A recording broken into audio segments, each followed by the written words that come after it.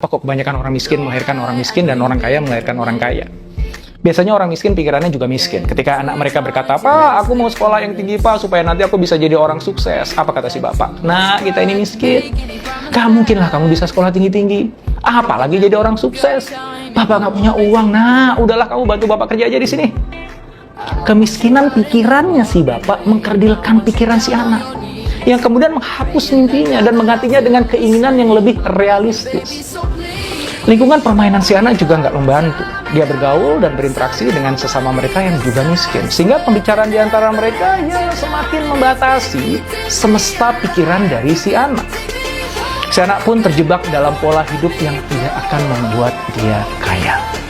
Sementara orang kaya biasanya memiliki pikiran yang juga kaya. Ketika anaknya berkata, "Pak, aku mau jual barang-barang bekasku di internet, boleh nggak?" Apa kata si bapak? "Loh, kenapa kamu nggak sekalian aja buat toko online, kumpulkan semua barang bekas punya teman-teman kamu, terus jual aja sekalian di situ. Pendapatan kamu pasti akan lebih banyak, nak." Si bapak mengajak anaknya melihat peluang-peluang besar di dunia bisnis yang bisa dicapai di masa depan. Dan bapak itu mempertemukan anaknya dengan teman-teman yang juga kaya biasanya. Dan mereka pun berkata, "Hebat kamu nak ya, masih kecil udah punya usaha sendiri.